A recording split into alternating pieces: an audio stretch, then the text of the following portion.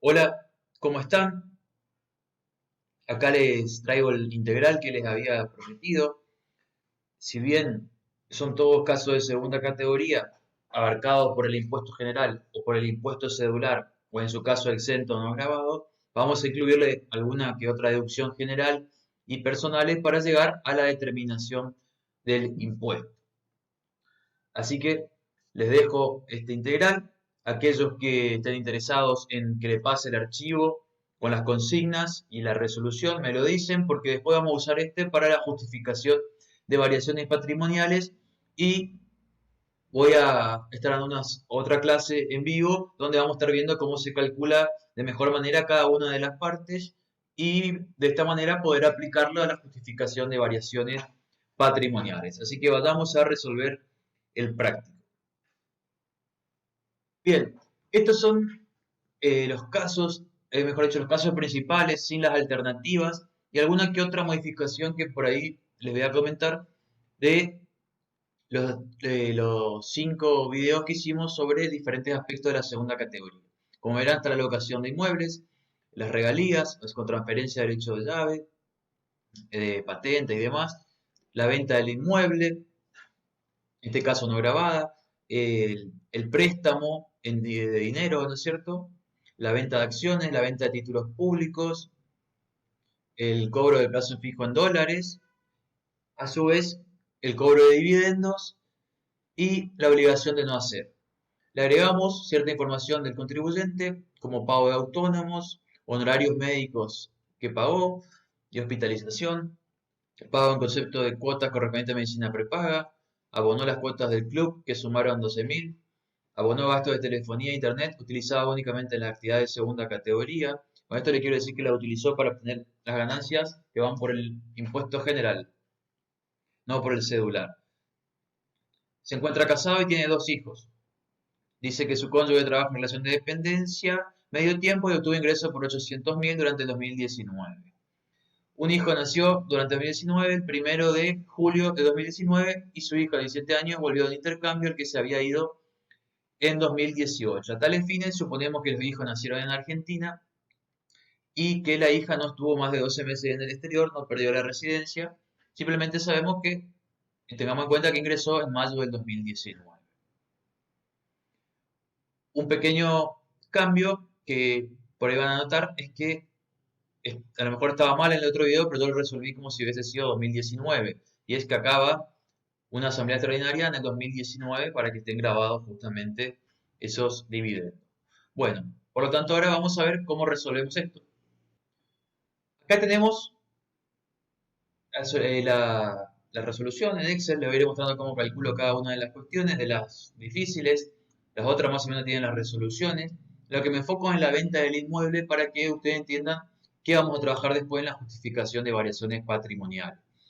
Pero de por sí está bastante fácil esto, más si tienen las soluciones de los diferentes casos. Si no me los piden y se los paso junto con las consignas, ¿no es cierto? Además de esta liquidación, para que a su vez entiendan esto y después trabajemos más específicamente en los otros aspectos de la declaración jurada. Bien, teníamos el alquiler del automóvil, ¿no es cierto? Que es 180.000, ya teníamos la resolución. La amortización del automóvil, que se acuérdense, nos aplica el límite porque es algo que utiliza en la actividad grabada, ¿no es cierto? No es, lo utiliza como principal fuente generadora de ingresos, digamos, no es algo más que en la actividad grabada. Después teníamos las regalías por 37.000, la amortización de esas regalías porque la transfirió de manera temporaria, es decir, todavía tienen el título de ellas, digamos. Una venta de inmueble que ahora le voy a mostrar, tiene una parte exenta, mejor dicho, no alcanzada, y otra parte que está grabada por los intereses presuntos. ¿Cómo calculamos esto o de dónde lo sacamos? Si ustedes recuerdan, la venta del inmueble fue realizada en este ejercicio, pero el inmueble lo había adquirido en el 2015. Así que inmuebles adquiridos hasta el 31 del 12 de 2017 no están grabados por el impuesto a las ganancias. Bien, veamos estos cálculos y quiero mostrarles. Por la venta del inmueble teníamos un precio de venta al que hay que restarle intereses presuntos implícitos, porque la venta de inmuebles financiada le venga un interés, dijimos, no menor al del Banco de la Nación Argentina establecido para descuentos comerciales que está en la consigna. Entonces, el precio de venta real va a ser el precio de venta menos los intereses presuntos. Bien, este es el precio de venta. Después sacamos el valor residual y al restarlo obtenemos la ganancia de la operación. Pero hay que tener en cuenta una cuestión, y esto yo le hablo ya para justificación de variaciones patrimoniales. ¿Cuál es? Y es que los ingresos percibidos son distintos a lo declarado como ganancia. Esto no se compliquen ahora, es para que ustedes lo entiendan, yo simplemente hice una diferenciación para que vean cómo vamos a trabajar después, y es que si bien la ganancia de la operación es de 609.500, recuerden que era un inmueble que lo tenía, ¿no es cierto?, afectado ¿a qué? Bien, a la actividad. Por lo tanto, es decir, donde ejercía su profesión. Por más que en este ejercicio no haya tenido honorarios, este inmueble tenía amortizaciones acumuladas. Por lo tanto, yo tengo esta ganancia, pero obtengo una suma de dinero mayor, porque a los efectos del cálculo de la ganancia, resto el valor residual. Pero recuérdense que las amortizaciones son un gasto no erogable, por lo tanto, yo voy a tener ingresos por el valor de venta, ¿no es cierto? Más allá de que haya intereses presuntos, implícitos o no, voy a tener ciertos ingresos que van a ser la suma de los pagos que voy recibiendo. Eso dentro del ejercicio me permite justificar mayor gasto, ¿no es cierto? O un mayor patrimonio, de manera de que si tengo ese efectivo, ¿no es cierto? Bueno, por lo tanto, interesa qué dinero percibí en el ejercicio, más allá de cuál fue la ganancia. Por lo tanto, habrá que hacer ciertos ajustes relacionados con la amortización acumulada, la ganancia de la operación y los ingresos percibidos, así como lo que queda pendiente de cobro. Simplemente para mencionárselo. Sigamos con la determinación del impuesto. Con respecto a esto, simplemente para que sepan de dónde viene, teníamos este cuadro que yo le había pasado. Si ustedes van a la resolución del caso, el caso número 2, también tiene los intereses presuntos del inmueble, de la venta del inmueble, y son estos, los cobrados en el ejercicio.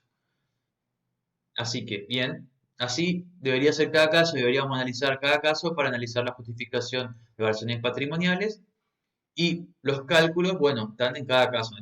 Entonces, justamente en este ítem se los presento para que entiendan el análisis que hay que hacer. Pero al efecto de determinar el impuesto, simplemente nos interesa esto. Exento no grabado, no computable acá. Intereses de la venta del inmueble van acá. Tenemos intereses por el préstamo del 2018, cuya resolución y, cálculos los tengo acá, ¿no es cierto? Van a estar acá para cuando calculemos la justificación de variaciones patrimoniales. Tengo preparada la hoja esta. Así que, como verán, solo de esto tengo los cálculos. Después voy a ir haciendo en vivo todo lo otro. Sigamos con la determinación. Por la enajenación de acciones obtuvo 16.000, ¿no es cierto? Después tendremos que ver si hubo ciertas deducción especial que permite el impuesto cedular, pero eso se hace por afuera. La venta de títulos públicos está exenta por 40.000 pesos, dice que lo realizó. Intereses de plazo fijo ya pasados a peso al momento que tiene que ser, por 65.000, van por el impuesto cedular. Y tenemos dividendos cobrados por el ejercicio 2018 que se asignaron en 2019, está perfecto, va por impuesto cedular, con una aclaración. Está en el capítulo de impuesto cedular, pero esto directamente ya lo retiene el ente pagador. Por lo tanto, si bien va acá, ¿no es cierto? Estos dividendos son no computables.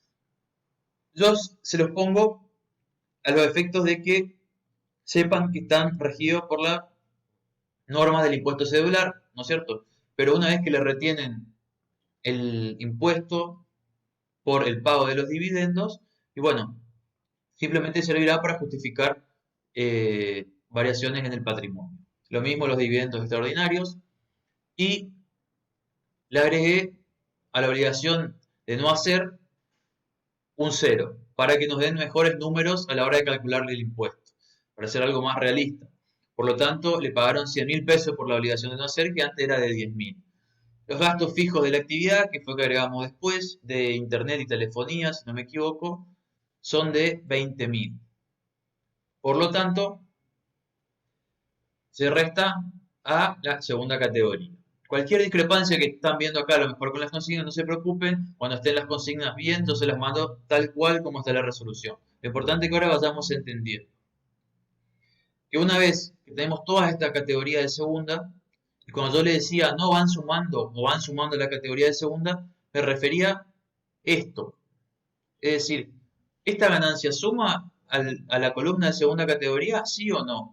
Y cuando hablábamos de enajenación de acciones, venta de títulos, dividendos, yo les decía, no, no suma, va por afuera. ¿Se acuerdan? Por lo tanto, quiere decir que van por acá. En cambio, si suma, quiere decir que van todos formando la ganancia neta de segunda categoría, que es la que tenemos acá, y que luego se suma a las otras ganancias que podríamos tener en diferentes columnas. A su vez, cuando vimos la venta del inmueble que no estaba grabada, vemos que tampoco se suman las ganancias de segunda categoría, sí sus intereses. Si ustedes van a cada uno de esos casos, se van a acordar. De todas formas, sigo recordando que les voy a pasar la resolución a lo que me pidan, le paso por documento para que lo puedan tener de manera más amena e ir trabajándolo, ver las fórmulas y demás.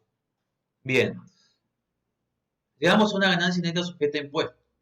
Y acá sirve para visualizar, pero no nos vamos a detener, de que él tiene una ganancia neta de 279.000 y monedas, y a su vez tiene ingresos exentos por casi 650.000 pesos y otros ingresos por el impuesto cedular de casi 121.000 pesos.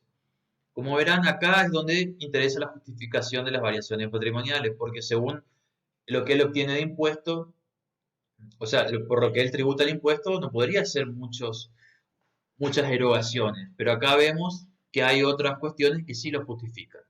Bueno, sigamos determinando el impuesto, dejemos esto para después, aclarando que esto ya se lo había resuelto en los casos. La idea es tener una declaración jurada completa desde el punto de vista del régimen general, porque esto se calcula por afuera y se presenta y paga por afuera. Entonces, ustedes con ver los casos particulares que yo les presenté en los videos, esto ya lo tienen resuelto. Así que sigamos. De las ganancias netas de las cuatro categorías, o de las que tenga, pero se llama así, el conjunto de ganancias de las cuatro categorías, voy a restar las deducciones generales. ¿Bien? Bueno, ¿qué teníamos como única deducción general? Autónomos, que se había pagado por 11 meses. Es por lo percibido, por lo tanto, van a restar simplemente 11 meses, es decir, 27.500.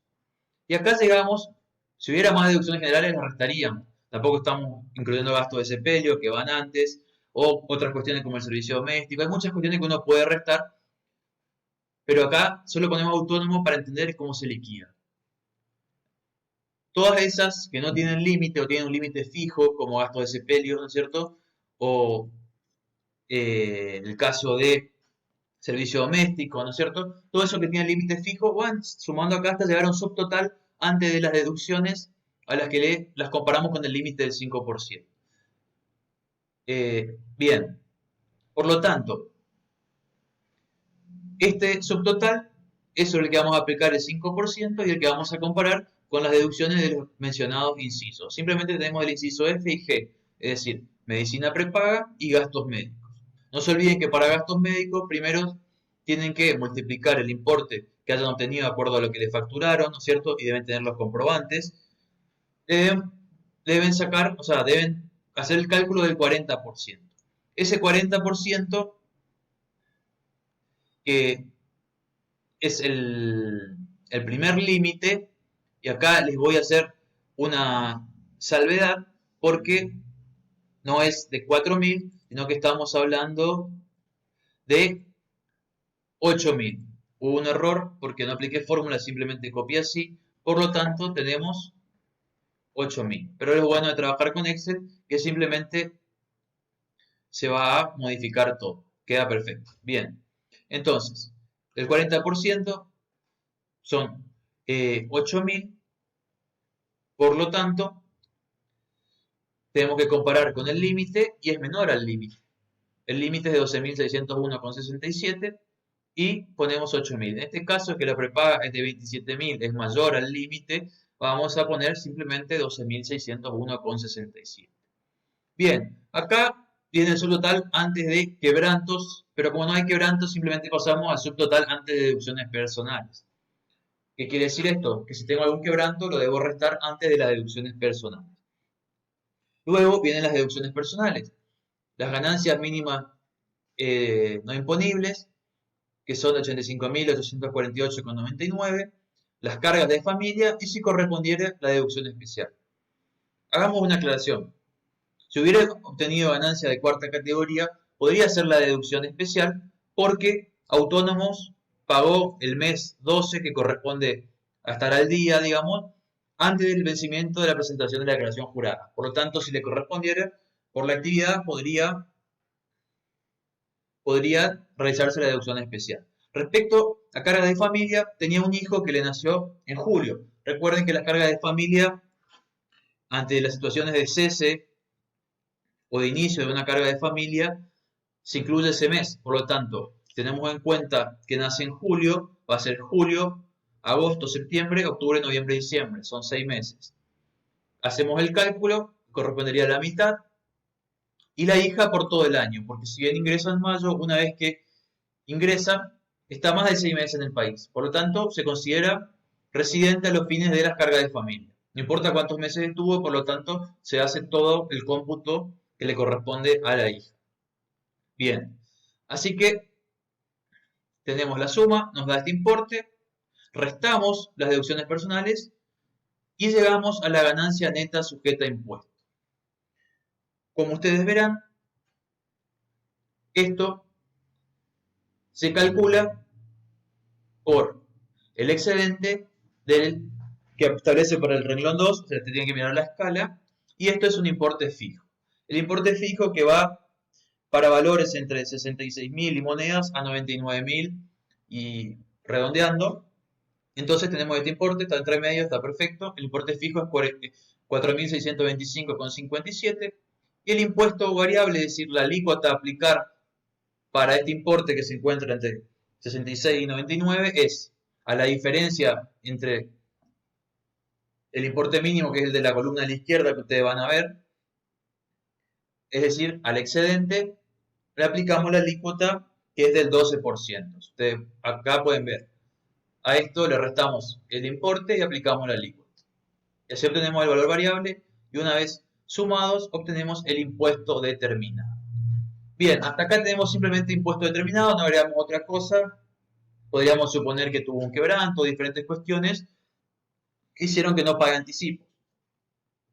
No sufrió retenciones y bueno, por alguna cuestión puede ser que no se reste el impuesto a los débitos créditos de las cuentas bancarias. Como ustedes sabrán, es lo primero que se resta, porque se toma como pago a cuenta y no puede dar quebranto. Por lo tanto, primero restaríamos, quedaría así, un pago a cuenta, impuesto a los débitos y créditos bancarios. Después tendríamos las retenciones y anticipos y cualquier otra cuestión que pueda surgir, ¿no es cierto? De acuerdo a la particularidad del contribuyente. Y acá nos quedaría el impuesto a pagar o a favor, ¿no es cierto? Bien, quedaría acá. Y los anticipos los calcularían sobre el importe determinado menos las retenciones. Dividido 5 le da el anticipo que tiene que pagar el contribuyente persona humana. Así que bueno, espero que esto les haya servido. Cualquier consulta, los que quieran el documento, los que quieran participar después, es importante que se descarguen este documento para que lo puedan ir viendo, porque si no van a tener que estar recurriendo a 2 videos, a 2 imágenes y se les va a complicar. Después voy a estar dando completo con justificación de variaciones patrimoniales y a lo mejor le agregamos unas cositas más, sobre todo la consigna, que hay que aclarar el patrimonio para saber cuál era el inicio y cuál era el cierre. Así que espero que les sirva, espero que lo hayan entendido y bueno, los invito a participar después de el cálculo de justificación de variaciones patrimoniales. Simplemente déjenme en el comentario, quiero participar. Y bueno, no se olviden de darle me gusta. Y como siempre digo, no dejen de consultar. Nos estamos viendo en un próximo video. Chau, chau.